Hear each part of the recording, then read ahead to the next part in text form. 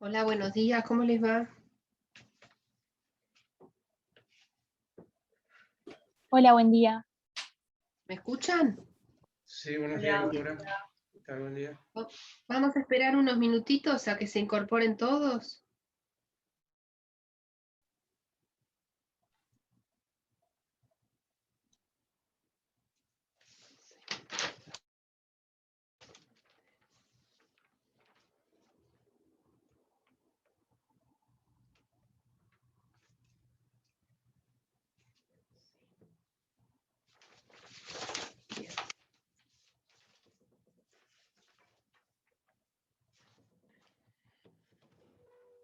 No sé si ya está incorporado el alumno Bosata, ahí comprobé, efectivamente te encontré los presentes, lo que pasa es que te había anotado mal.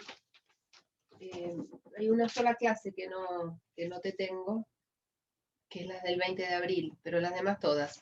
Esta va a ser la última clase conmigo, el martes que viene ya se los dejo para repaso. Recuerden que me pueden ir preguntando al correo electrónico todas las veces que sea necesario. Si yo no respondo es porque estoy ocupada o es bueno de noche, como pasa a veces, pero en general les respondo bastante rápido. Han habido preguntas interesantes, otras que me dan temor de que no hayan entendido. Así que después que terminemos lo que me queda de darles de la bolilla 9, vamos a conversar, a ver si tienen alguna duda de alguna cosa, salvo que sea algo muy específico que haya dado algún profesor, como pasó con una duda del litis consorcio y los efectos sobre la caducidad de la instancia, que me hizo, creo que Carla, me parece, Carla Romero, no estoy muy segura si fue Carla.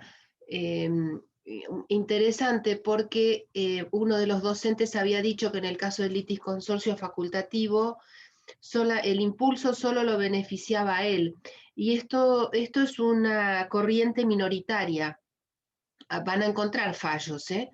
Por eso la docente lo dijo, porque probablemente ella adhiera a esa corriente, pero la realidad es que la doctrina mayoritaria hace pie en el 312, creo que es, no me acuerdo exacto el número, que dice que el impulso de un litis consorte beneficia al resto, sin distinguir qué tipo de litis consorcio se trate, si es necesario o voluntario o facultativo. Por eso ustedes en la filmina que en el Power que yo les subí, van a ver que arranca con las reglas comunes a todos los litisconsorcios. Y entre esas cosas está el impulso, efectuado por cualquier litisconsorte, no importa la calidad que éste revista, va a impulsar el proceso para todos. Es decir, va a interrumpir la caducidad. ¿Por qué es esto? No es un capricho del legislador ni de la doctrina, es porque la instancia es una sola, es indivisible, no se puede dividir la instancia para unos y para otros. De hecho, el proceso sigue avanzando para todos por igual. Distinta es la disposición de la pretensión o del objeto, que en el facultativo sí puede disponer cada uno en forma independiente. Pero es otra cosa eso es la disposición del derecho de fondo, en definitiva, de la pretensión reclamada, que pueden unos sí y otros seguir adelante, que no se puede en el litis consorcio necesario, o todos desisten o todos siguen. Pero no es lo mismo con la caducidad de la instancia. Esa fue una pregunta que yo no creo que se las hiciera en un examen, pero es una pregunta inteligente. En general todas las preguntas que me han hecho son inteligentes. Yo lo que no las recuerdo ahora. Camilo Comparatore me hizo dos preguntas muy buenas también. Si está Camilo por ahí, después recordalas, porque yo la verdad es que no me acuerdo. Después también hubo otro alumno que me preguntó sobre, porque me parece que no entendió bien cuándo se actúa por derecho propio y cuándo se actúa a través de apoderado, o por qué. Bueno, el por qué en realidad es, digamos, una facultad que le otorga la ley al litigante, a la parte, si quiere y tiene confianza en un abogado, de depositar su confianza en él y designarlo apoderado. Entonces él se desentiende, no tiene que firmar ningún escrito, no tiene nada más que tiene que ir a las audiencias cuando así sea necesario, porque actúa con apoderado. Pero cuando actúa por derecho propio, tiene que firmar los escritos. ¿Mm? él tiene que, los escritos importantes, los de mero trámite, la jurisprudencia y la ley 5177 les ha permitido firmar escritos de mero trámite a los patrocinantes. El patrocinante puede firmar algunos escritos, pero cuando sean escritos donde se controvierten derechos, esos los tiene que firmar la parte, cuando actúa por derecho propio. Yo creo que la pregunta del colega, que tampoco no la recuerdo en este momento, me parecía que era porque no había entendido bien la distinción o no entendía por qué en algún caso se actúa por derecho propio y en otro por poder. Es simplemente porque la ley faculta al cliente a elegir o seguir él el proceso con el patrocinio de un abogado o tirarle toda la responsabilidad al profesional. No es una cuestión de falta de confianza solamente. A veces los clientes quieren ir viendo qué es lo que va pasando en el proceso y la forma que tienen es firmando los escritos. Pero se corre el riesgo de que el cliente, por ejemplo, se vaya de viaje o se enferme o lo que fuere, o tuviera mucho trabajo y no les puede venir a firmar los escritos, y ustedes obviamente pueden invocar el 48, pero no van a estar todo el tiempo invocando el 48. Y un consejo, yo no di 48, pero que es el gestor procesal, no lo di, pero sí les doy siempre este consejo. Cuando ustedes vayan a invocar el artículo 48, tengan antes el escrito de ratificación en la mano, porque no es la primera vez que pasa que viene a ver una persona y que dice, bueno, doctora, le doy el poder y me voy de viaje. Y entonces uno le dice, sí, no hay problema, yo le invoco el 48 y usted después me ratifica. Y resulta que después el usted no viene más y ustedes quedaron enganchados con las costas y los daños que pudieron ocasionar. Entonces, como consejo de alguien que hace mucho que trabaja, tengan siempre, en primer lugar, traten de tener poder, porque es lo mejor. Salvo que ustedes no quieran comprometerse demasiado con la causa, entonces, bueno, si el cliente no viene, ustedes tampoco tienen la obligación sí, en un momento dado tienen la obligación de avisarle al cliente o de notificarlo si es que ha renunciado al patrocinio, pero digamos que no tienen la carga de activar como la tiene el apoderado, ¿no? Pero no, yo no creo que eso sea un motivo por el cual la gente no le da poder al abogado. Para mí es la falta de confianza y que quieren tener el control de lo que está pasando. Pero ya les digo, si van a invocar el 48, háganlo con la ratificación en la mano. Bueno, vamos a ampliar esto. Les cuento, yo creo que ya deben estar todos, a ver, no, 35, vamos a esperar un poquito más. Les cuento que anoche tuvimos una reunión de cátedra donde estuvimos evaluando todo el tema del parcial. Vamos a tomarlo como yo ya les había adelantado, pero las dos comisiones vamos a tomar oral por Zoom. Nos vamos a dividir las listas.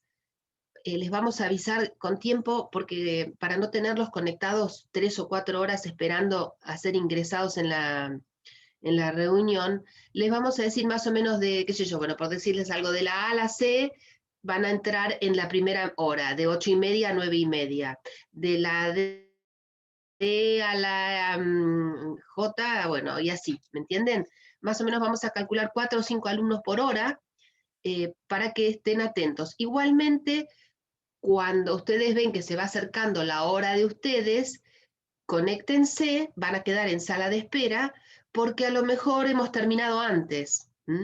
Es muy difícil calcular el tiempo exacto de un examen porque depende del alumno, no depende de nosotros, depende de cómo venga el alumno.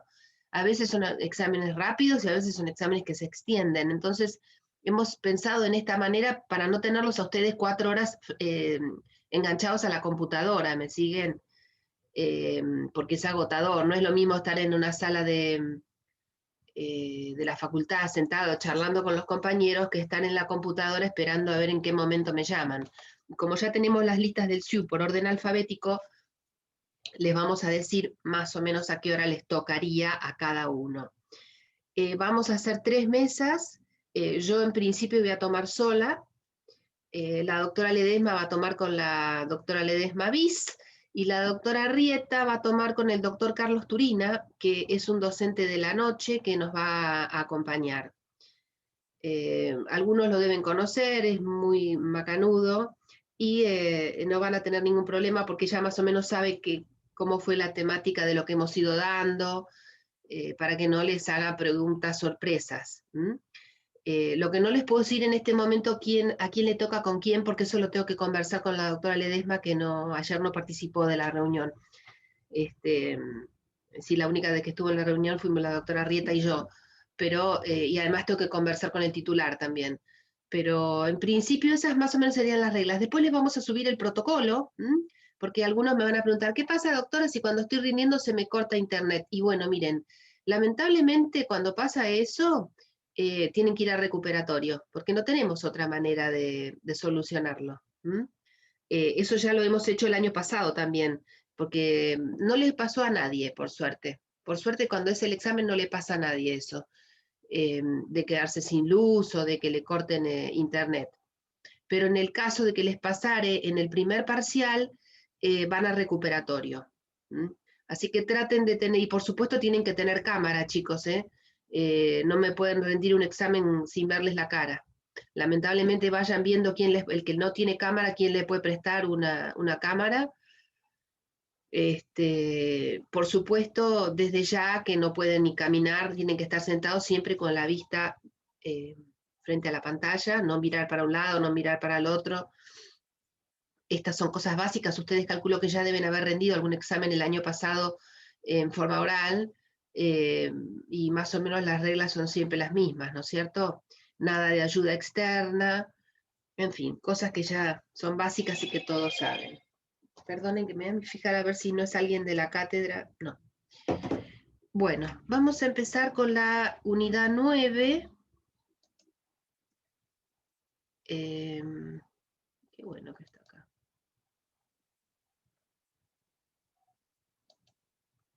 Bien. Esta es la última bolilla que entra en el examen, la unidad 9, que consta de dos partes. La primera, que es la de la etapa decisoria, que comprende todo lo que tiene que ver con sentencias, resoluciones judiciales. Yo incorporo cosa juzgada porque el programa no lo tiene, pero cosa juzgada se ve, se toma, porque además tiene relación con el tema. Y la segunda parte que la dio la doctora Daniela Ledesma, que son los modos anormales. Igualmente en este Power también está lo de modos anormales, yo se lo dejo porque todo suma, ¿no? Bueno, etapa decisoria. Epa, ahí está. Obviamente la etapa decisoria abarca el concepto de resoluciones judiciales, porque no solamente hablamos de sentencia definitiva, hablamos de todas las resoluciones judiciales, todas las decisiones que toma el juez. Antes de arrancar con esto, yo les quiero refrescar el concepto que ustedes tienen de elementos, que antes estaba en el programa, que es el concepto de actos procesales, que son todos aquellos actos voluntarios tendientes a obtener una sentencia, ¿no es cierto? A poner fin a un proceso. Hay una clasificación de actos que es actos de iniciación, de desarrollo y de conclusión.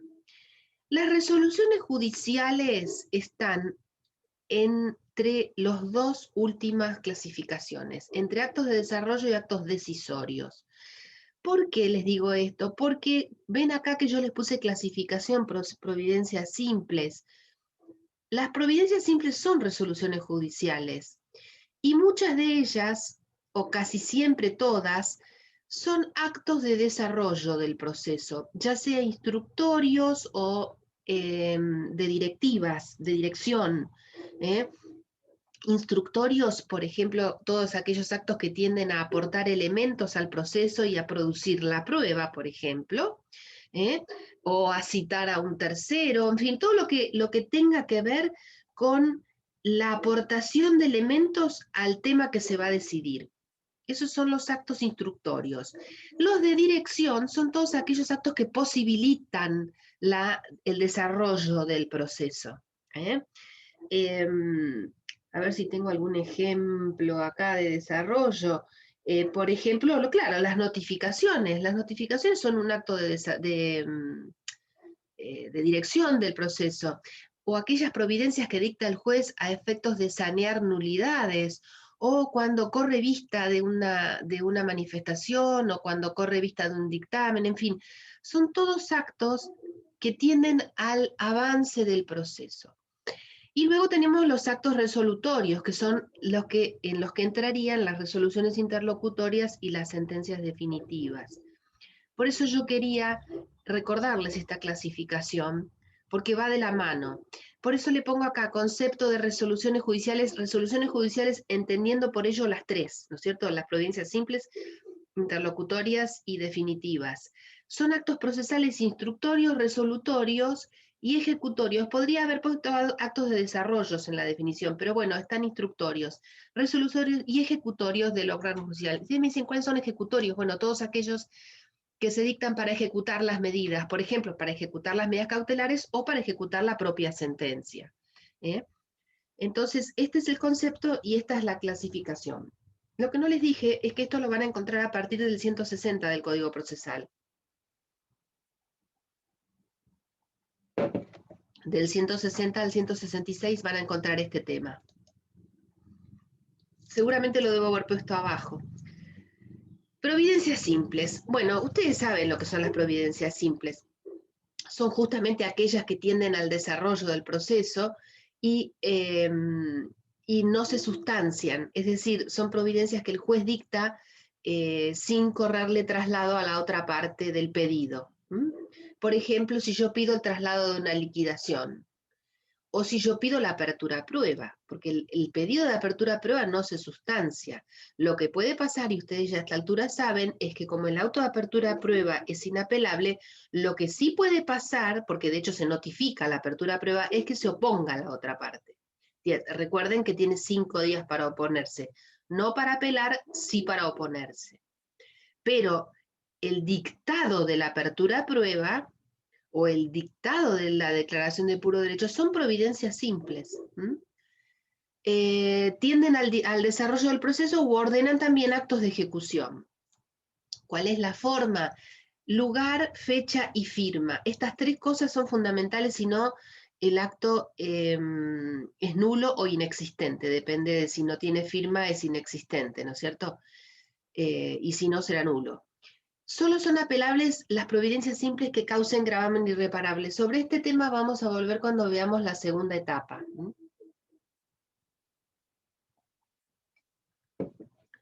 Bien. Resoluciones interlocutorias. Las resoluciones interlocutorias son aquellas que deciden cuestiones que se van planteando a lo largo del proceso. Por ejemplo, cuando se cuestiona una liquidación o, por ejemplo, cuando se recusa a un juez, que eso se resuelve en cámara, pero se resuelve a través de una resolución interlocutoria, porque no son solamente de primera instancia, también de segunda instancia hay resoluciones interlocutorias. Bueno, muchísimas. La que resuelve la oposición a la apertura a prueba también es una resolución interlocutoria. Todas aquellas que deciden artículo que no sea la que pone fin al proceso.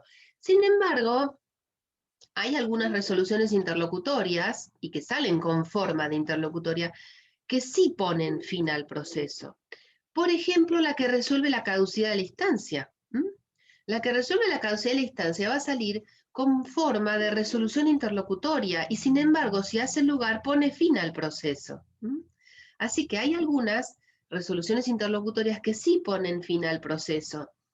Este tema lo vamos a ver también cuando veamos la parte de recursos, cuando se interpone un recurso extraordinario ante la Corte, o para quien entienda la Corte, porque no se interponen ante la Corte, se interponen ante el Tribunal de Alzada que dictó la sentencia. Uno de los recaudos que toma la Corte para admitir o no los recursos extraordinarios es que se trate de sentencias definitivas. Si ustedes han leído alguna vez algún fallo de la Corte, van a ver que muchísimas veces la Corte rechaza los recursos extraordinarios porque no se trata de sentencia definitiva y dice o resolución que impida la continuación del proceso, como sería la caducidad. El decreto de caducidad como pone fin al proceso, podría llegar hasta la corte. Lo mismo con cualquier modo anormal del proceso, ¿no es cierto? Si alguien se opone y se hace lugar, lo que pasa es que normalmente los otros, el desistimiento es el único que podría llegar a causar alguna cuestión, pero el allanamiento y la transacción y la conciliación, bueno, no, el allanamiento también podría ser. La transacción y la conciliación no podrían nunca porque como requiere acuerdo de partes, ya no habría posibilidad de ir a la corte. Pero en el caso de aquellas resoluciones que pongan fin al proceso y que haya alguien agraviado, ese caso podrían tranquilamente ir hasta la Suprema Corte. Bueno, entonces les dije que primero que nada se sustancian. Cuando se resuelve, salvo que ustedes me puedan preguntar, ay doctora, pero ¿y el que está declarado rebelde? No importa, se va a notificar por nota, porque le va a quedar constituido el domicilio en los estrados del juzgado, pero igual hay que esperar los plazos, ¿eh? Aunque sepamos que no se va a presentar, tenemos que esperar los plazos.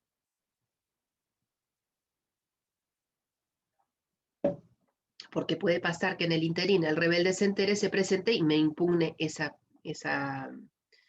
pedido mío.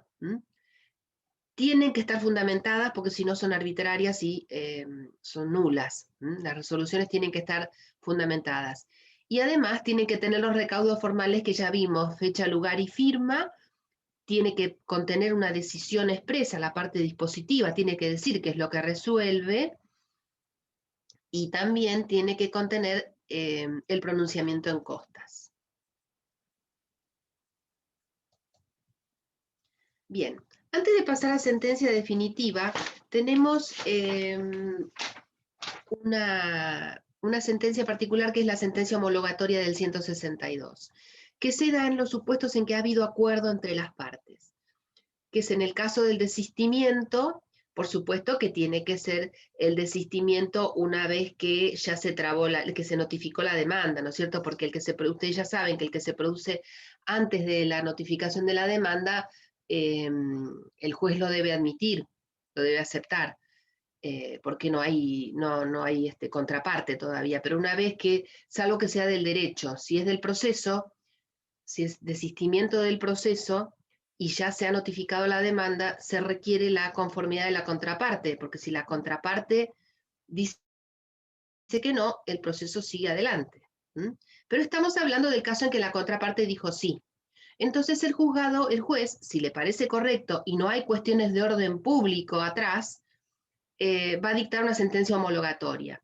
Con la transacción y la conciliación sucede lo mismo. Las partes en la transacción la presentan al juzgado y el juzgado, si es que es una cuestión susceptible de transar y que no esté comprometido el orden público, dictará la sentencia homologatoria. Y con la conciliación pasa lo mismo. ¿Cómo sale esto? Bueno, si homologa, sale como providencia simple. ¿Saben lo que ponen? Téngase por homologado el acuerdo. Eso es todo lo que ponen. En cambio, si la resolución, porque por ejemplo hay una cuestión de orden público, el juez no la va a homologar, tiene que salir con forma de resolución interlocutoria. Ustedes van a ver muchas veces que se dice sentencia interlocutoria o resolución interlocutoria.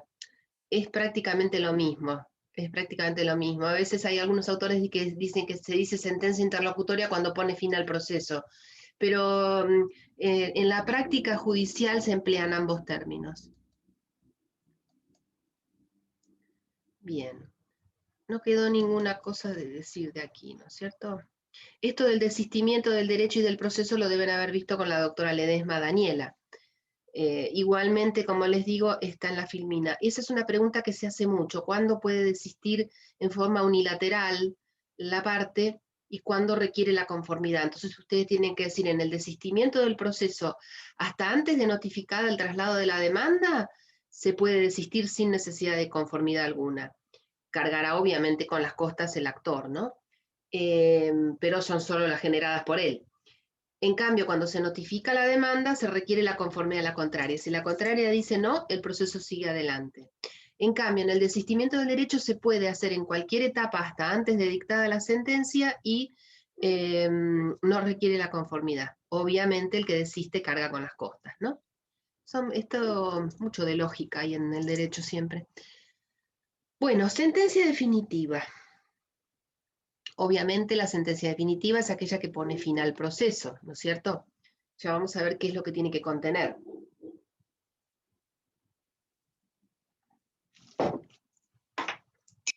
Perdonen, pero se me seca la garganta.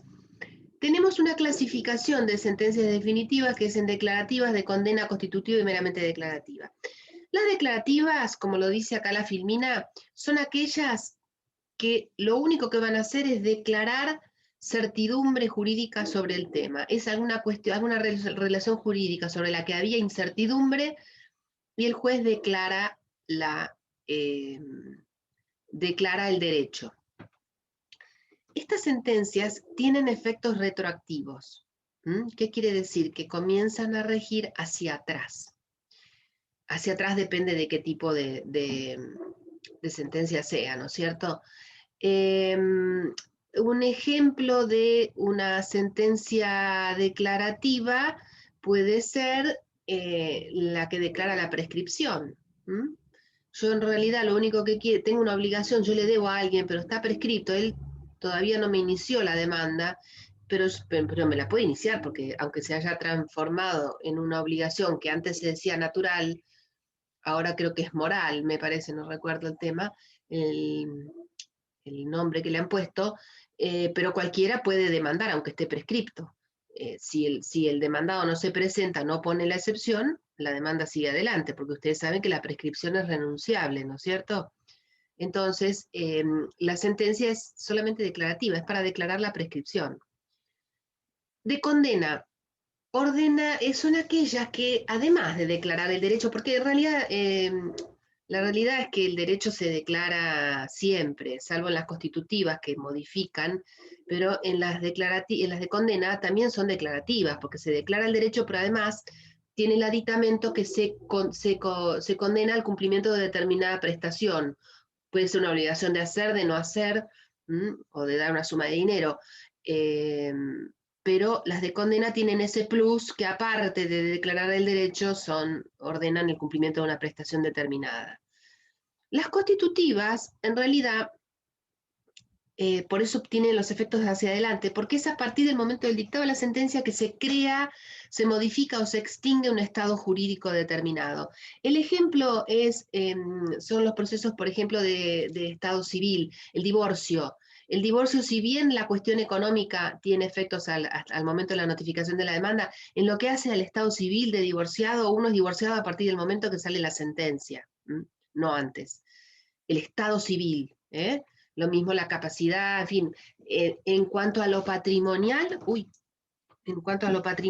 pueden tener efecto retroactivo, pero en lo que hace al estado civil en sí mismo, tienen efecto hacia adelante. Doctora, una pregunta. Y las meramente declarativas.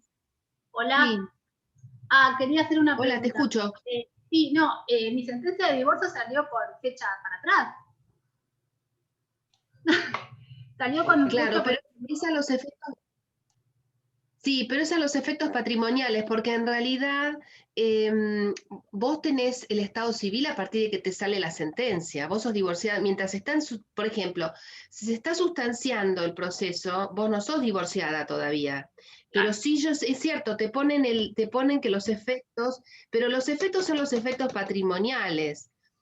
¿Qué quiere decir? Que si vos compraste un inmueble en el medio del proceso, ¿me entendés? Pero cuando a vos, digamos, para los terceros, cuando salió la sentencia y se inscribe, el inmueble que vos compres sí va a ser tuyo, porque te pusieron los efectos hacia atrás.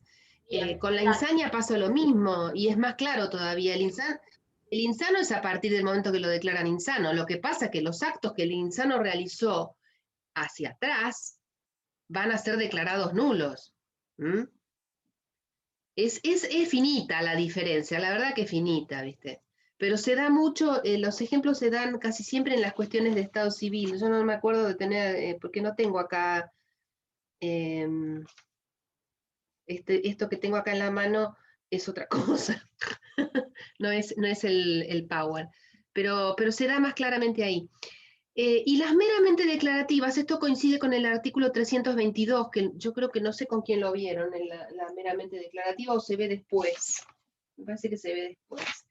Bueno, la meramente declarativa es una acción que se interpone cuando hay incertidumbre y una lesión actual o inminente en mi derecho. Entonces yo ahí interpongo una acción meramente declarativa y la sentencia me va a salir como una acción meramente declarativa. Esto pasa muchísimo cuando, por ejemplo, yo me enteré que qué sé yo, que me van a hacer una autopista delante de mi casa, que me van a hacer una autopista en altura, ¿me entienden?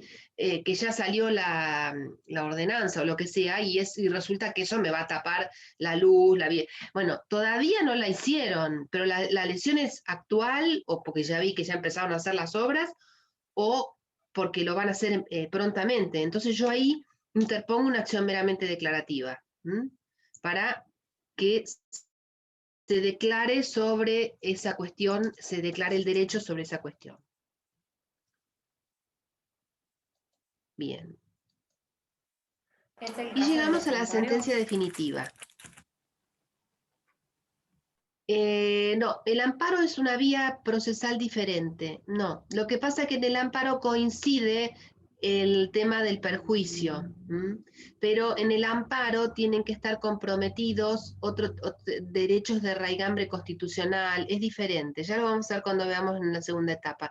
No, esta es una acción, lo que pasa es que a veces coincide y la realidad que es más rápido interponer un amparo que interponer una meramente declarativa.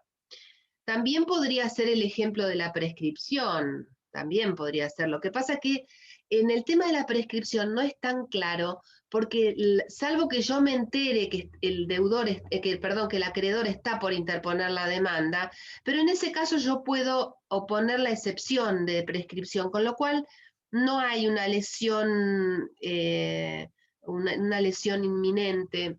Yo, en el caso de que yo me entere que el acreedor no es, por eso yo siempre el ejemplo de la prescripción lo doy con la declarativa.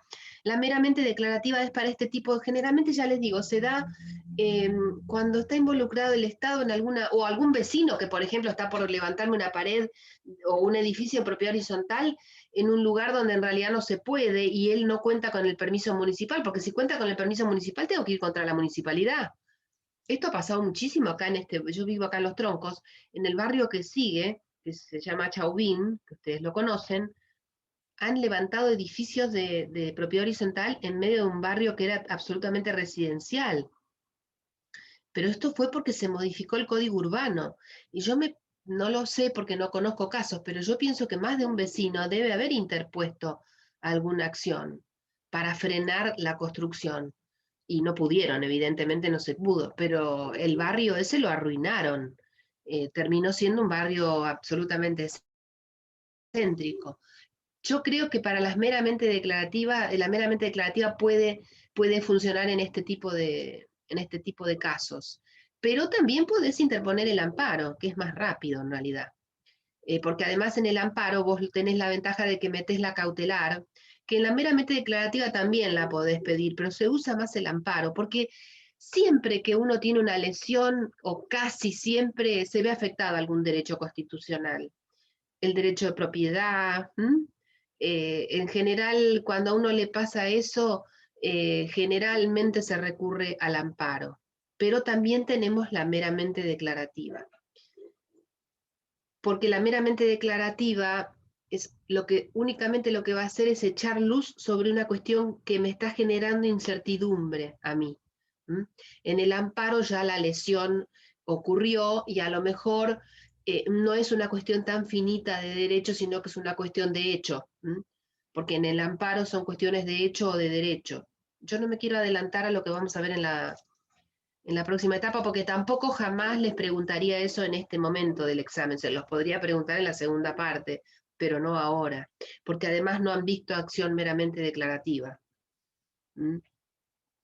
Qué sé yo, podría darles como ejemplo de meramente declarativa, que es más claro, cuando yo planteo la nulidad de un testamento. En realidad, yo lo único que quiero es la declaración de nulidad del testamento, porque hay incertidumbre jurídica sobre si ese acto fue hecho, por ejemplo, por el causante en el uso pleno de sus facultades mentales. Y es una acción meramente declarativa, porque es solamente al efecto de declarar la nulidad del testamento, o de un instrumento público, se me ocurre también, la falsedad de un instrumento público. Lo que pasa es que la falsedad de un instrumento público tiene una vía que es la vía incidental, que también no sé si la deben haber visto con el que dio prueba informativa. Perdón, prueba documental. Bueno, sentencia definitiva. En todo caso, después si quieren yo les busco ejemplos y se los subo, pero no se los voy a preguntar tampoco. Sentencia definitiva. La sentencia definitiva, como dijimos, es la que pone fin al proceso y dictada obviamente por el juez. Los recaudos procesales de la sentencia es primero que el juez sea competente. Lo que pasa es que a esta altura del partido ya los temas de competencia ya se resolvieron, o sea que se refiere más a aquellos casos en que, por ejemplo, el juzgado está vacante y está subrogando uno y firma otro. Ahí podría llegar a plantearse una nulidad, porque no era el juez competente en ese momento. Ustedes saben que cada 15 días cambia. Cuando hay un juzgado vacante, cada 15 días la Corte designa un juez para que firme. Y a veces la sentencia la hizo uno y la firma el otro. Y la fecha no coincide, si no, no tienen manera de saberlo. Pero bueno, es para ese caso, porque a esta altura del partido es muy difícil que la competencia se cuestione, ¿no es cierto? Respeto por el debido proceso. Obviamente el proceso debe haberse desarrollado dentro de los cánones formales del Código Procesal, establecidos por el Código Procesal. Recaudos formales, bueno, aparte de fecha, lugar y firma, tiene que ser redactada por escrito, obviamente, en idioma nacional, y tiene que estar fundamentada. Esto es muy importante, al igual que las interlocutorias. Si una sentencia no está fundamentada, es nula. Ya vamos a ver cuando veamos en la segunda etapa el recurso de nulidad. Y por supuesto la firma y el sello del juez. Estos son recaudos procesales y recaudos formales. Y esto es lo central de sentencia definitiva. Los recaudos sustanciales. Esto es ni más ni menos que la estructura de la sentencia. Yo si tengo tiempo me tengo que anotar, porque yo les prometo y después me olvido de subirles ejemplos de sentencias y subirles una sentencia para que ustedes vean la forma y una resolución interlocutoria. Perdonen que anote, pero que son tantas cosas que me olvido. Bueno, ¿cómo es la estructura de una sentencia definitiva? Primero que nada tenemos los resultandos. ¿Qué tienen los resultandos? Los resultandos es ni más ni menos que la exposición breve o el relato breve de lo que ha pasado en el proceso. ¿Quiénes son las partes? Con nombre y apellido. ¿Cuál es el objeto? ¿Cuál es el motivo, la causa, el título en base al cual están reclamando? ¿Y cuáles son las etapas que se han cumplido y cuáles no? Porque puede ser que se haya abierto a prueba y no se hayan producido determinadas pruebas, pese a que esto está en el certificado que hace el actuario, que lo vimos la semana pasada. De todas maneras, en los resultandos de la sentencia se vuelven a repetir. Se dice, se presentó tal perito, se presentaron tales oficios, se presentaron alegatos, si es que corresponde. Digamos, los resultados generalmente los hace algún empleado avesado, porque no es ni más ni menos que el recuento de lo que ha pasado en el expediente. Lo que es central en una sentencia son los considerandos. ¿Por qué? Porque en los considerandos van a estar los fundamentos de la sentencia. Van a ver que el juez va a reconstruir todos los hechos que se incorporaron en los resultandos. El juez los va a analizar en los considerandos. Va a decir, el accidente ocurrió tal día porque quedó demostrado con tal prueba. O no quedó demostrado porque no se produjo prueba y la carga de la prueba recaía sobre fulano. Pero no solamente el tema atinente a la prueba contienen los considerandos, sino también la fundamentación normativa de la sentencia. Va a decir, esto encuadra en tal norma del Código Civil y Comercial. Y puede que el actor haya aprobado o puede que el demandado haya defendido bien, entonces el juez va a decir procede o rechazo la acción. ¿Me siguen? Entonces, fundamentos fácticos en cuanto a los hechos y las probanzas, las pruebas, y la fundamentación normativa. Por eso les digo que es muy importante los considerandos. Ya vamos a ver, cuando veamos cosa juzgada, por qué tienen importancia los considerandos.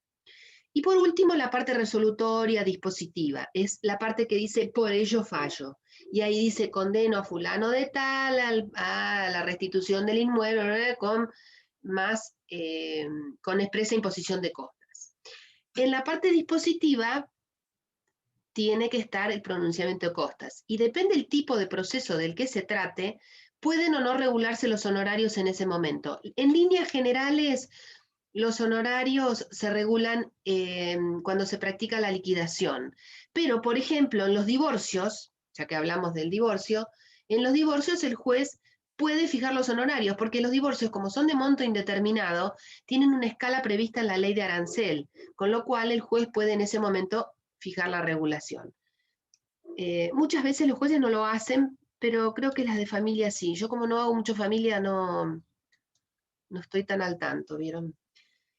Bueno, las condenaciones accesorias que tienen que estar en la parte resolutoria son estas. La sentencia debe pronunciarse sobre las costas honorarios. Y en el caso de que hubiera habido temeridad o malicia, la aplicación de la sanción que correspondiere. Los jueces, les digo, no son muy proclives a aplicar sanciones en general, salvo que sea una conducta muy, muy desleal, los jueces no aplican sanciones.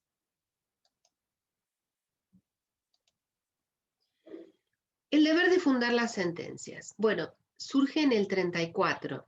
Van a ver que también en otros artículos se hace referencia al cómo deben fundarlas, ¿no?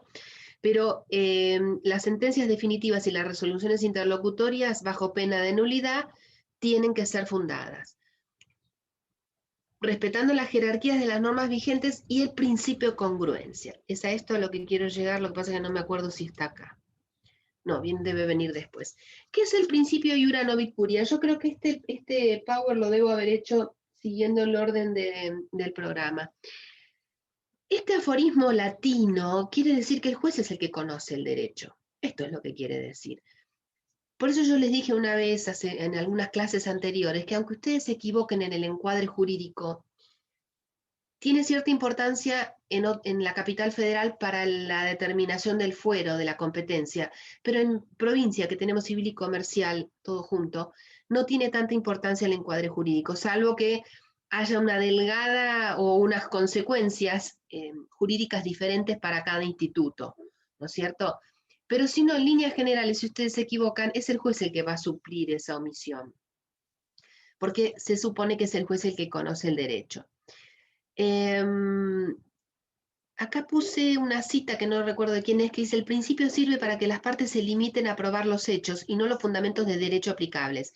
El juez debe someterse a lo probado en cuanto a los hechos, pero puede ampararse en este principio para aplicar un derecho distinto al invocado por las partes. Bueno, ni más ni menos que lo que les dije recién.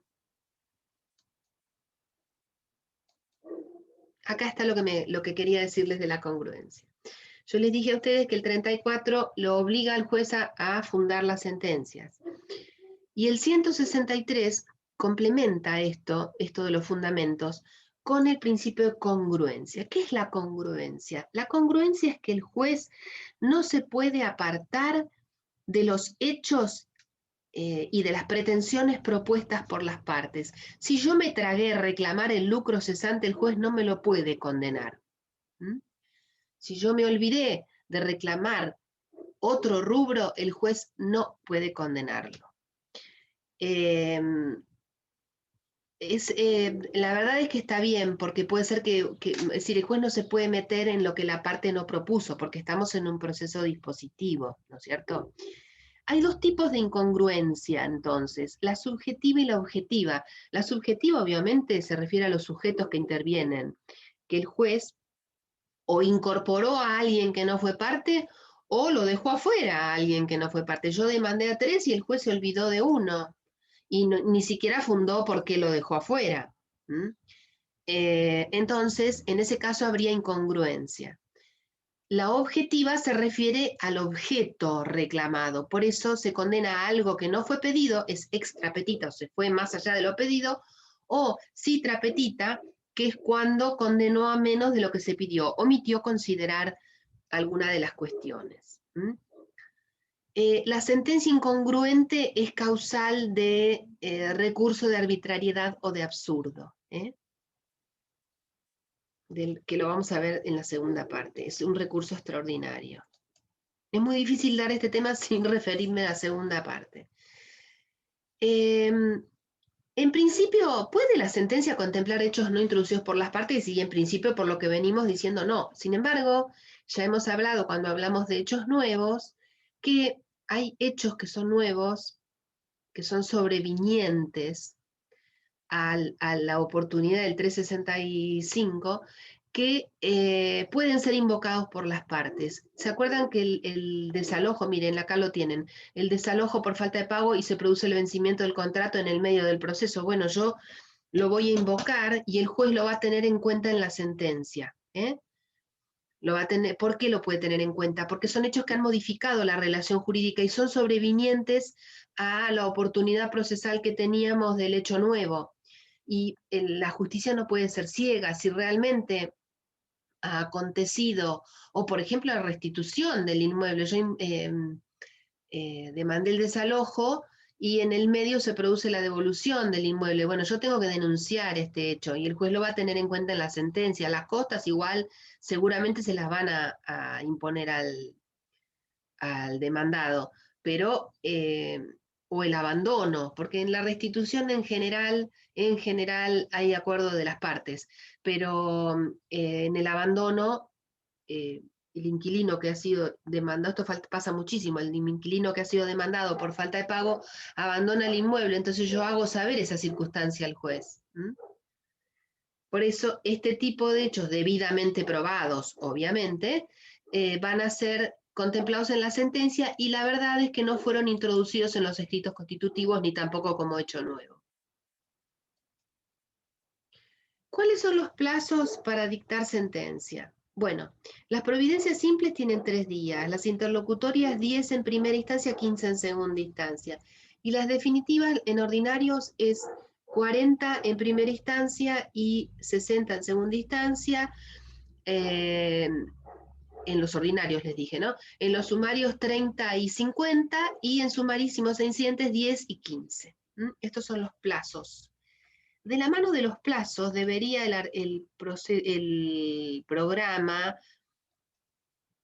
haber incorporado el 167, que es el retardo en justicia, que lo vamos a ver después. No lo tengo en la filmina, pero se los digo rápidamente porque el artículo es muy claro. No está, no sé qué pasó, que no está en el programa, pero va de la mano de los plazos, porque ustedes saben que la justicia siempre está demorada y los jueces no dictan las sentencias en término. ¿Y qué pasa entonces? Eso lo tienen que saber. Sigamos con el orden de las filminas y después me lo anoto para decírselos. Esto de la pandemia nos tiene agotados a todos, ¿no? Por eso yo quiero tomar Zoom oral, no quiero tomar escrito, porque no, el año pasado se dieron los dos extremos, o aprobó el 90% porque las preguntas obviamente eran demasiado sencillas de buscar en los libros, o como las nuestras, las de la Comisión 1, que eran complejas, hicimos muy pocas, porque la verdad que eran pocas preguntas, pero complejas, y aprobó un 25%, que es muy poco, porque nosotros normalmente aprobamos un 50, un 60, depende de la comisión, ¿no? Pero no nos gustó nada. La verdad que lo hemos conversado con la doctora Ledesma y no nos gusta eso. Nosotros no queremos desaprobar, por lo menos no tenemos la intención de desaprobarlo desde el inicio. Siempre el estudiante tiene la idea de que hay un cupo, y no es así para nada. Para los que me conocen, que han cursado, saben que no es así. Aprueba el que no sabe obviamente no va a aprobar, pero no puedo creer que, salvo que la pandemia les haya afectado demasiado para entender los temas, yo creo que el sistema no fue bueno. Bueno, ¿qué puede hacer el juez después del dictado de la sentencia? Esto está en el 166. Tiene varias posibilidades el juez. Primero que nada, lo que puede hacer es la aclaratoria de oficio o a pedido de parte. ¿Cuándo puede, en principio, y si no lo modifica, no quiero contarles lo que está pasando en la Suprema Corte con una acordada que han sacado, porque modificarían esto y no pueden por acordada modificar el código, pero bueno, por ahora no está vigente. Pero en principio, por el 166, el juez, antes de notificar la sentencia, puede corregir errores materiales, conceptos oscuros, suplir omisiones, sin alterar la sustancia de lo decidido. Puede aclarar de oficio. Y puede aclarar a pedido de parte la parte lo tiene que pedir dentro de los 3 días de notificada. Sobre este tema también vamos a volver en la segunda parte. Esa es la aclaratoria a pedido de parte. Pero siempre es para conceptos oscuros y suplir omisiones. No puede alterar lo decidido. Podría alguno preguntarme, ¿y si omitió un rubro, puedo pedirlo a través de aclaratoria? Miren, consejo. Ustedes planteen la aclaratoria, pero planteen la apelación. Planteen las dos cosas.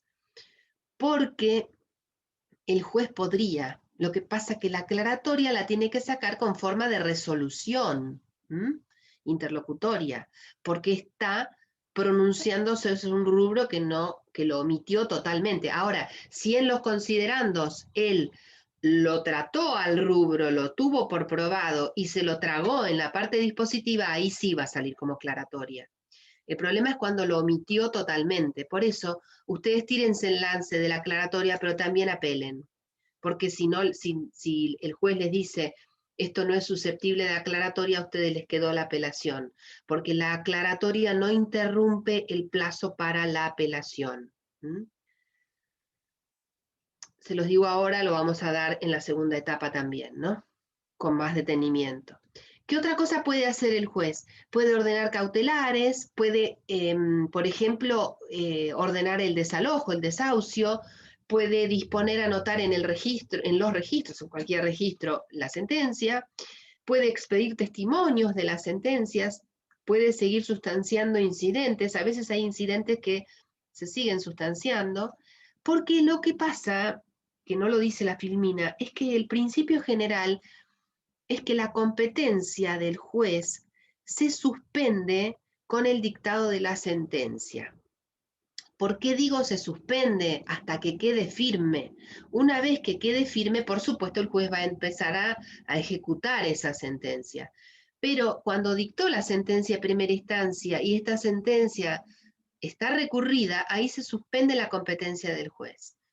Lo que puede hacer el juez sí es ordenar cautelares, eso sí lo puede hacer cuestiones muy puntuales entre una y otra sentencia, digamos. No podría, por ejemplo, disponer la anotación de la sentencia porque no está firme.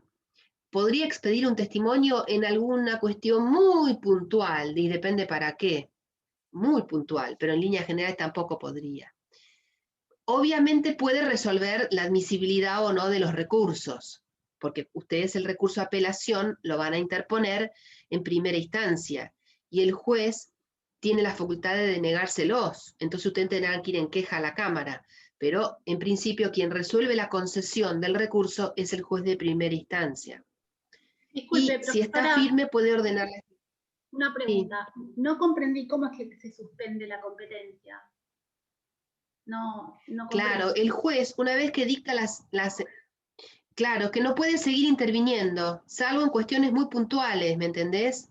Porque tiene suspendida la apelación. Mira, a vos te va a pasar que vos vas a apelar una sentencia y vas a pedir otra cosa en el medio para ganar tiempo y el juez te va a decir, encontrándose apelada la sentencia definitiva y suspendida mi competencia, no ha lugar. Esto, palabras más, palabras menos, o te ponen, habiéndome desprendido del conocimiento de la causa, no ha lugar. Esto es muy común, muy común. Porque ya tiene suspendida la competencia. La instancia termina, la primera instancia, termina con el dictado de la sentencia. Entonces, el conocimiento del juez de primera instancia, en líneas generales, y salvo para cuestiones muy puntuales, la competencia se suspende con el dictado de la sentencia, ¿me entendés? Te doy un ejemplo que me pasó hace poco. En realidad no era una sentencia definitiva, era una interlocutoria, pero para el caso es más o menos lo mismo. Hay una interlocutoria, no me voy a meter en el tema, que resolvía, y yo, antes de que vaya a cámara, pedí la rebeldía de un demandado. ¿Y qué me puso el juez? Habiéndome desprendido del conocimiento de la causa, no al lugar. Porque no es una cuestión urgente. Si yo hubiera pedido una cautelar, sí me la tiene que conceder. Pero la mayoría de las cosas que vos pidas, una vez que dictó la sentencia de primera instancia, y obviamente no está firme, ¿se entiende? Se suspende la competencia del juez. No puede seguir interviniendo ni dictando providencias, salvo que sean cuestiones muy urgentes. ¿Entendiste? No sé quién preguntó, porque Florencia, ¿preguntaste vos? No, Alcira Natielo. No, está bien, ya me quedó claro, gracias. Ah, no, porque sabés que el amarillito no me aparecía. Se suspende la competencia, ya te digo, solamente para cuestiones urgentes. Bien, esto lo vimos, el plazo, el de la aclaratoria, es de 3 días si es a pedido de parte, esto quedó mal acá, el plazo para interponer la aclaratoria, quise decir. Después lo corrijo, voy a poner corregir. La 15. Bien, ¿qué hora es, che? Que no quiero pasarme. A ver. Bueno, esto es muy chiquita la letra, pero les digo de qué se trata. Esta ley 6716 regula lo que tiene que ver con los aportes de los abogados, con los aportes previsionales, con la jubilación nuestra.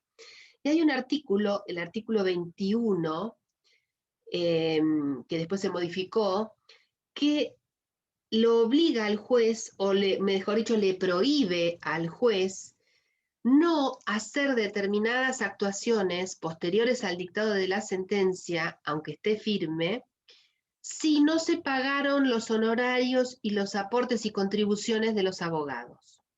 Esto es para proteger al abogado, porque si no sale la sentencia y se ejecuta y el abogado no cobró y no cobra más.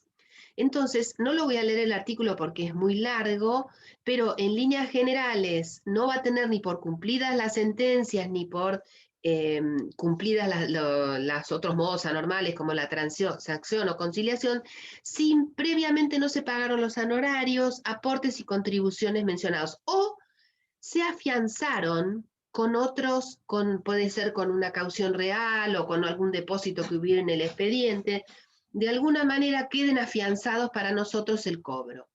Esto en la capital federal, hasta que yo me vine a vivir acá y unos años después, no existía. Nosotros en provincia, gracias a Dios, lo tenemos. Esto pasa mucho con las sucesiones. Por ejemplo, la sucesión se pagaron la tasa de justicia, se ordenó la inscripción, pero el juez no va a ordenar la inscripción si no le pagaron al abogado previamente. En cambio, en capital ordenaban la inscripción. Las partes no le pagaban al abogado e inscribían, y resulta que después el abogado no tenía dónde cobrar. Gracias a Dios en provincia tenemos esto.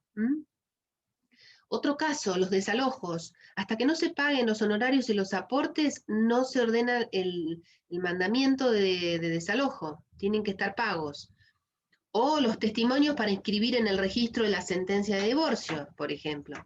Tiene que estar pagos los honorarios aportes. Hay una excepción de la ley, que es el caso de que se trate de un pariente al que, respecto del cual nosotros no hayamos renunciado al cobro de honorarios, pero sí está permitido que se ordene la inscripción de lo que fuere, en el caso del pariente. Creo que está en la parte final del artículo, quedan excluidos de esta exigencia si a ello optare, por supuesto que tiene que optar el abogado, ¿no? El profesional, esperen que no leo nada.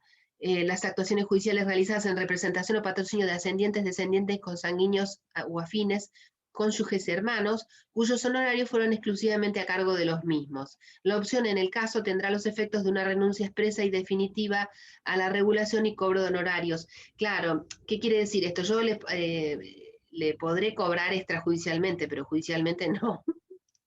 En realidad uno lo hace eso cuando defiende a los parientes, lo hace en el comienzo. ¿Para qué? Para no pagar el anticipo previsional. Porque si no hay que pagarlo. Y si uno no le va a cobrar, ¿para qué va a pagar el anticipo? Bueno, antes de ir a cosa juzgada, que lo tengo acá, les quiero hablar del 167, que es el famoso retardo en justicia, que no está, yo no sé si es algo que lo hayan metido en la parte recursiva, a lo mejor está en la parte recursiva, pero no sé, no lo recuerdo, chicos. El 167 es el que le da la pauta al juez de lo que va a pasar si no dicta la sentencia en término. Si el juez ve que se le está venciendo el plazo y no llega, 10 días antes lo tiene que comunicar a la Corte, a la Suprema, tiene que notificarlo a la Suprema Corte, pidiéndole extensión del plazo. La Suprema Corte obviamente no está obligada, pero en general le concede el plazo. Entonces el juez tiene que fallar dentro del plazo, por si no la sentencia es nula. ¿Qué pasa si no dicta la sentencia? Bueno, la ley dice que es nula. ¿Qué pasa en la práctica? Que como es una nulidad relativa, nadie pide la nulidad. Nadie la plantea. El problema con los jueces es que pierden la jurisdicción. Y 3 pérdidas de la jurisdicción en el año importa causal de mal desempeño y por ende tribunal de enjuiciamiento, jury de enjuiciamiento. Entonces recuerden que el juez tiene que pedir la prórroga antes de que venza el plazo y si no lo hace, pierde la jurisdicción y la sentencia es nula. 3 pérdidas de jurisdicción en el año, después lo leen, el artículo es más largo, ¿no? Porque también prevé el caso del juez subrogante, el que no es titular, a ese no se le aplica esto.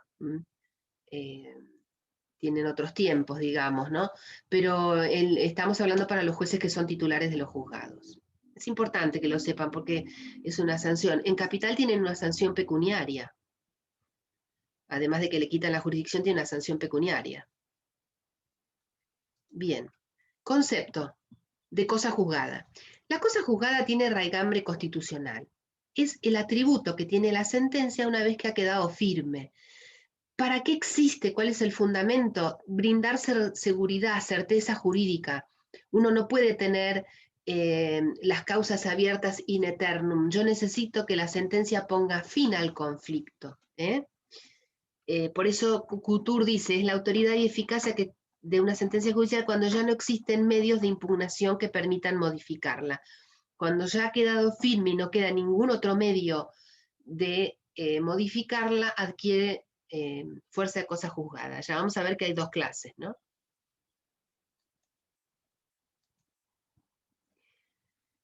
¿Cuáles son las características? Es un atributo que deviene del imperium que tiene el juez. ¿Qué es esto? Esto tiene que ver con los elementos que integran la jurisdicción. Entre los elementos de la jurisdicción, el juez tiene el imperium, tiene la autoridad para dictar la sentencia y resolver el conflicto. Por eso se habla de la autoridad. Es una autoridad que la tiene delegada, ¿no es cierto?, del Estado. ¿Cuál es la eficacia de la sentencia pasada en autoridad de cosa juzgada? Es inimpugnable, ya no admite más ataques. Ya vamos a ver que hay 2 clases, pero en principio nos quedamos con este concepto, no admite otros ataques. Es inmutable, una vez que adquiere fuerza de cosa juzgada ya no se puede modificar, solamente se puede modificar, por ejemplo, errores meramente numéricos. Si se equivocaron en un 0, pero de la sentencia surge que se quiso condenar con ese 0 de más, se puede modificar aunque quede firme, pero si no, en principio ya no. Es coercible, esto también deviene de la jurisdicción, porque los jueces tienen la coertio, que es la posibilidad de ejecutar sus mandatos, de utilizar la fuerza para que sus mandatos se cumplan. Bueno, el fundamento ya lo dijimos. La Corte dice que la autoridad de cosa juzgada no es una ficción, es una necesidad de darle certeza jurídica a las relaciones jurídicas. La gente necesita terminar con el conflicto, no se puede vivir con un conflicto abierto toda la vida. Bueno, esto es una pregunta que no viene muy al caso, pero para ver si alguno se acuerda. Nosotros tenemos la cosa juzgada para preservar la seguridad jurídica. ¿A ustedes qué figura jurídica les parece que ayuda a que las partes tengan seguridad jurídica cuando no hay una sentencia, obviamente? La vimos hoy al comienzo cuando hablamos de una excepción.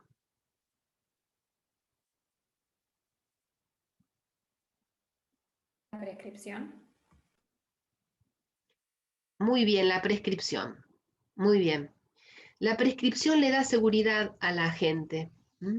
El dictado de la prescripción le da seguridad a la gente. Igual esto no es pregunta de examen, ¿eh?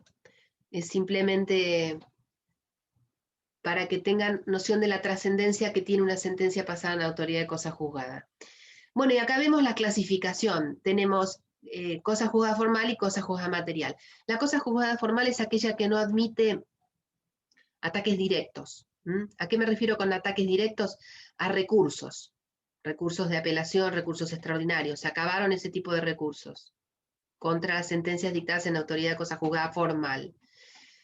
La cosa juzgada material es aquella que no admite ni los directos ni los indirectos. El indirecto es la acción de revisión de cosa juzgada, que ahora la vamos a ver. ¿Qué ejemplo de sentencia de cosa juzgada formal tenemos siempre en el juicio ejecutivo y la declaratoria de herederos? La sentencia de tránsito y remate es susceptible de revisión en un proceso ordinario posterior. Y la declaratoria de herederos es posible revisarla e incorporar, siempre y cuando no haya prescripto el derecho de quien se pretende incorporar, se puede modificar. Bien. ¿Cuáles son los límites o la extensión de la cosa juzgada? Tenemos, así como la congruencia, tenemos también límites subjetivos y objetivos. Los límites subjetivos alcanzan solamente a quienes fueron parte en el proceso o quienes fueron citados y no comparecieron debidamente, ¿no es cierto? Se aplica a los que, digamos, aquellos terceros que no participaron y se les pretende ejecutar la sentencia, van a invocar el principio res inter alios iudicata. O sea, esa sentencia a mí no me es aplicable.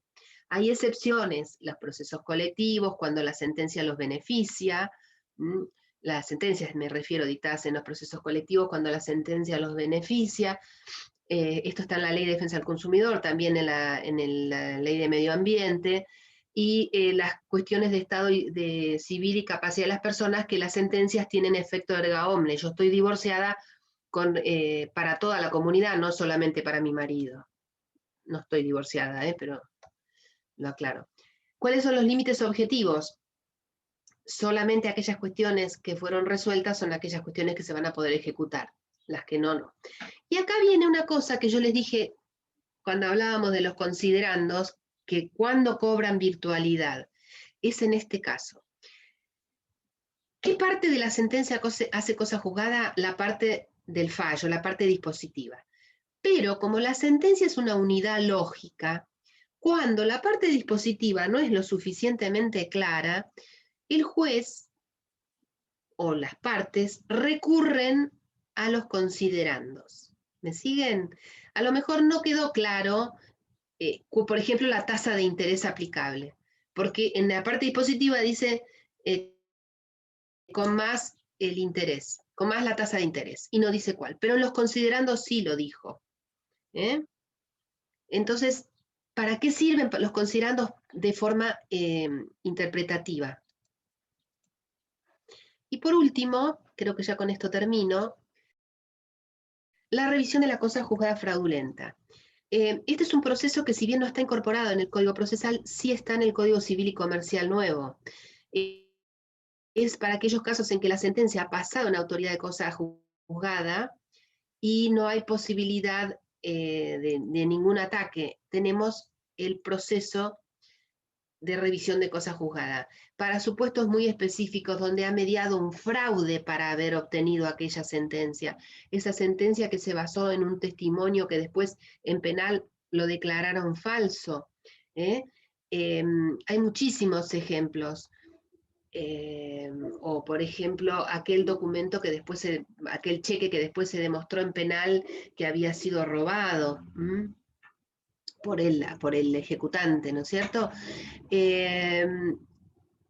Porque en principio no se puede volver a fallar una cuestión que ya fue fallada, salvo que haya habido un vicio en la sentencia. Este libro que yo les pongo acá es sumamente interesante porque trata casos muy interesantes. Yo siempre recuerdo el caso Fernández Campbell, que era un gringo que tenía muchas tierras en la entrada a la ciudad de La Plata, donde actualmente está el Parque Pereira Iraola. Este señor era dueño de esas tierras y en la época creo que fue de Perón, se las quieren expropiar para hacer el Parque Pereira Iraola. Y la cifra que le ofrecen y la tasación era ridícula. ¿Y qué le pasó? Que lo citaron al despacho del gobernador, no quiero decir el nombre porque siempre tengo miedo de meter la pata, y lo coaccionaron para que aceptara. Y entonces muchos años después, cuando cayó el gobierno, este señor inicia la acción de revisión de cosas juzgadas fraudulentas. Por supuesto que lo indemnizaron bien, pero las tierras quedaron, ¿no es cierto?, para el Estado.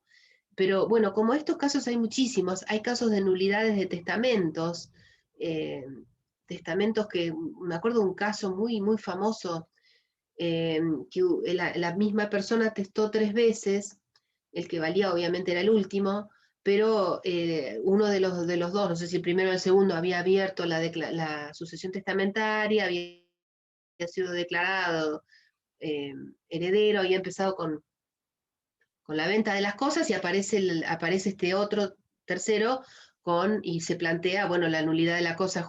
En realidad, porque ya había quedado firme la declaratoria no es declaratoria de Dios, es la aprobación del testamento, y ya se había empezado a ejecutar, entonces había que frenar eso.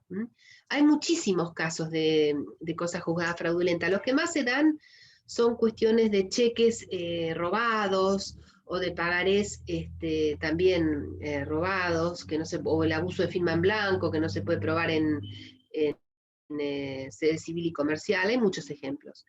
Bueno, creo que la filmina termina acá, con la referencia normativa, la bibliografía, y después van a ver que sigue. Esto yo se los dejo, chicos, porque yo vi que la filmina que subieron no tiene, es como un índice, meramente un índice. Esta tiene más, está un poquito más completa. Esta se la subo ahora. Le voy a corregir el error de la aclaratoria. Sí, y se la subo. ¿Tienen alguna duda hasta acá? Voy a tomar asistencia porque ya... Sí. Doctora. Decime. Sí, le hago una consulta. Con respecto al tema de revisión de cosas juzgadas, esto se sustancia en cámara, ¿verdad? No, es un proceso aparte. No, es un proceso aparte. Ah. Es un proceso independiente. La sentencia ya te quedó firme. No, por eso dije que no es una acción que está contemplada en el Código Procesal, está en el Código Civil. Es una acción independiente, ¿no? Ya tenés la cosa juzgada firme. Es decir, que lo trata otro. A mí me parece juez. que lo que vos te confundís es con la reposición. Claro, otro juez. Bien. A diferencia del proceso ordinario posterior, que el proceso ordinario posterior lo tramita el mismo juez. Ah, bien. Pero no es revisión de cosas juzgadas fraudulentas, es proceso ordinario posterior. Ah, ok. No es revisión de cosas juzgadas fraudulentas. Es ordinario posterior, no tiene nada que ver. Ok.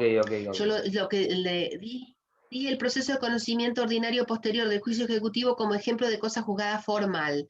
Pero acá estamos hablando de cosa juzgada material sobre la que ya no cabe ningún tipo de ataque. Lo que nos queda es este proceso. Ok, perfecto, gracias. Bueno, igual, creo que no está en el programa, así que es muy probable que no lo tome. Yo lo doy porque a mí me da mucha pena que no esté en el programa, porque es un tema importante. Bien, Aleto. Presente. Bien. Álvarez Pose.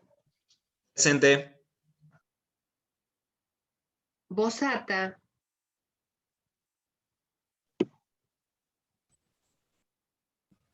Bosata, ¿no estás?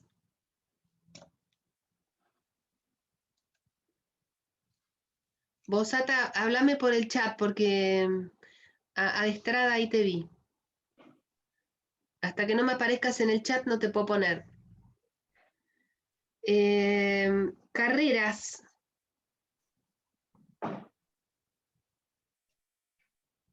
Carreras.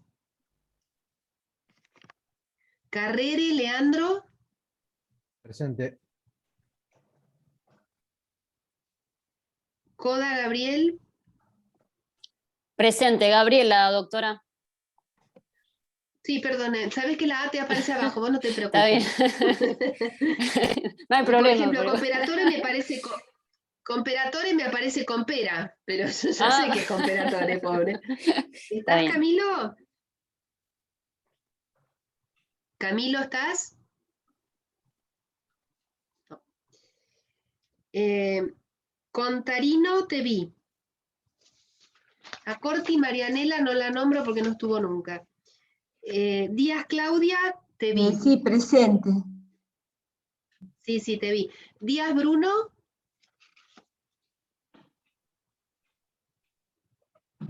Díaz Bruno.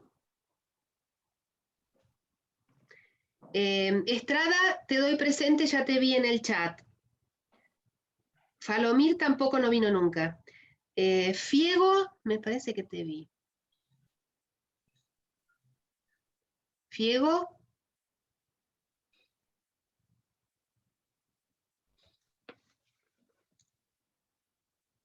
Flores. Presente, doctora. Bien. Fusilieri, Daniela. Presente, profe. Bien. Gabilondo.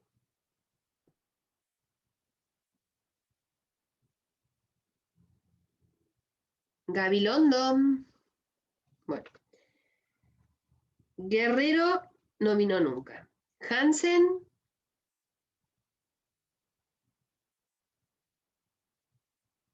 Hansen.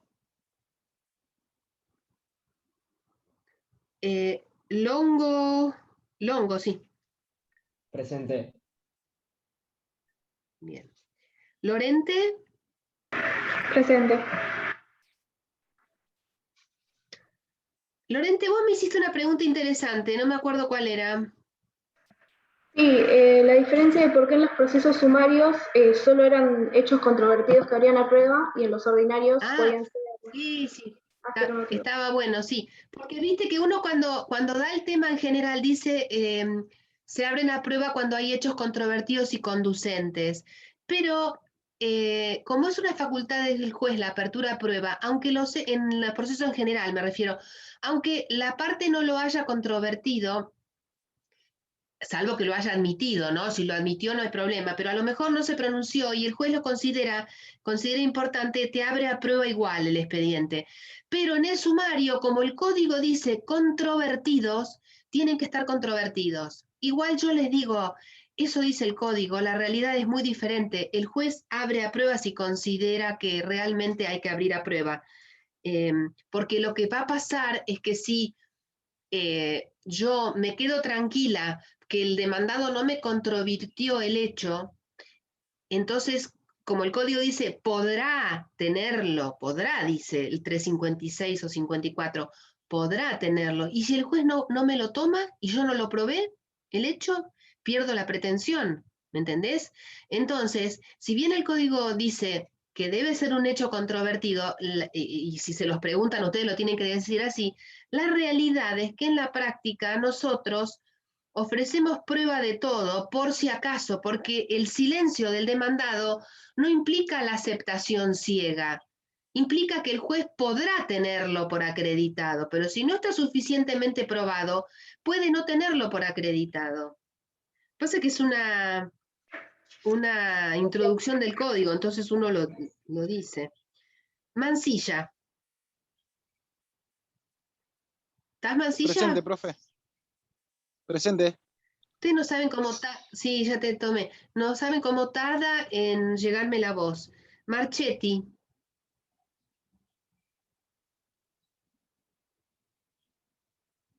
Marchetti. Molinari.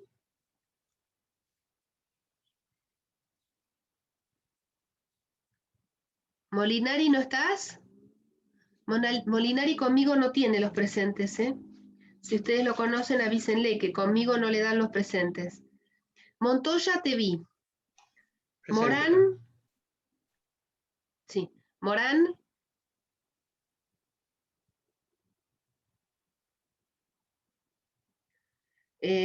Moyano. Me parece que Presente. No sé si me escucha. Sí. ¿Qué dice? Sí. Sí. Narváez.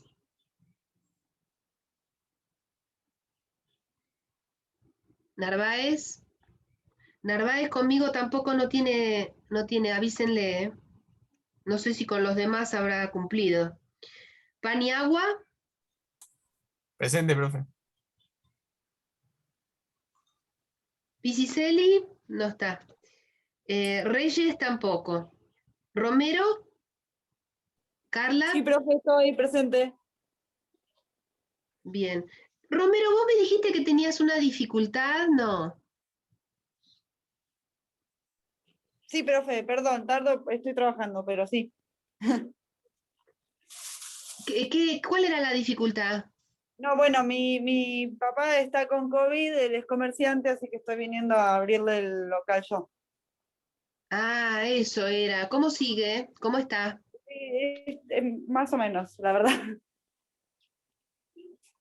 Bueno, mantenernos al No, tanto. ¿sabe qué pasa? Más que nada, esto es Seman. un de rap, ¿vio? Y bueno, hay mucho movimiento, ruido de las máquinas, por eso tampoco estoy con cámara y micrófono prendido. Claro. ¿Podrás rendir? Sí, yo me voy a organizar, sí, por eso sí, no se da problema. Ya nos vamos a organizar. Tengo a mi hermana también que viene al local, así que entre las dos nos vamos a acomodar. Gracias, le agradezco. Bueno. Ojalá que se mejore. Bueno, Seman te vi, te puse presente. Tarifa Arenas. Tarifa conmigo también está medio flojita, ¿eh? Villalba.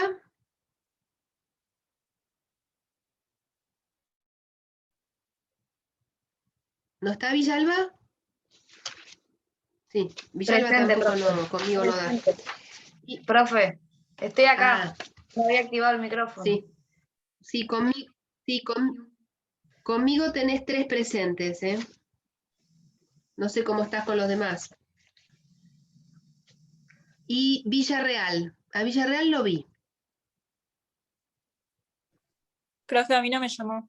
Villarreal. No, pero espera, me falta otra lista todavía. Villarreal, ¿estás presente? No. Bueno. No, me falta una lista todavía.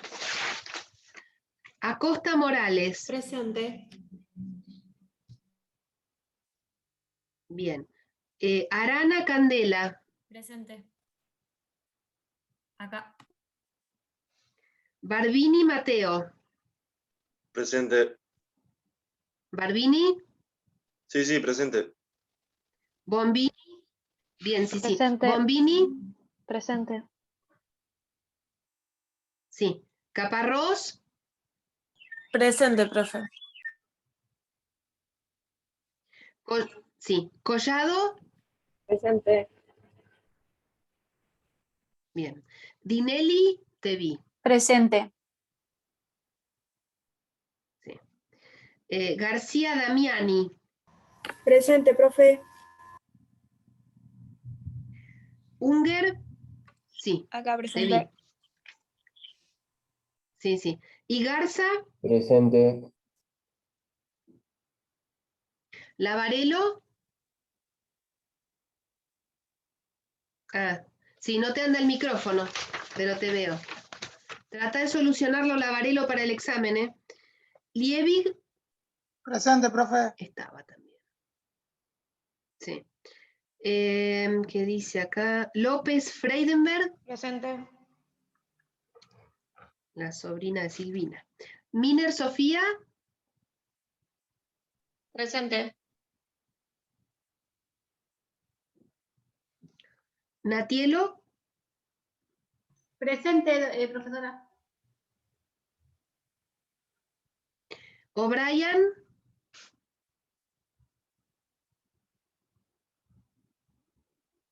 ¿No estás, O'Brien? Pagani. Presente.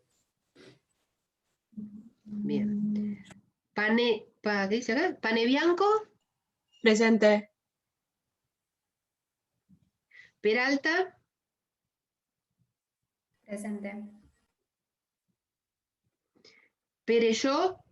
No, Percello, perdón. Percello la vi. Sí, presente. Sí, sí te vi. Salas.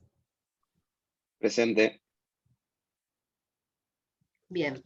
Schneider. Presente. Verdi.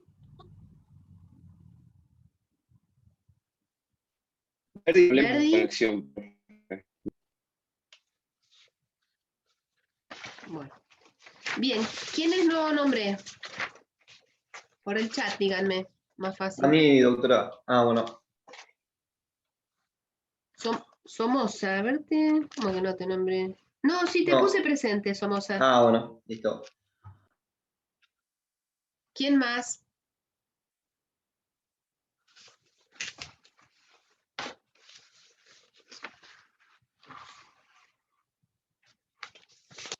¿Alguien más? Bueno, chicos, estén atentos que durante esta semana vamos a subir el protocolo y les vamos a decir más o menos los horarios en que les toca rendir a cada uno y después la facultad me pasará las identificaciones de las reuniones Zoom. Creo que no quedó ninguna otra cosa pendiente de decirles. ¿Alguna duda les quedó? Bueno, entonces que estudien mucho y si tienen dudas me escriben a Yahoo. Gracias. Chao, hasta luego.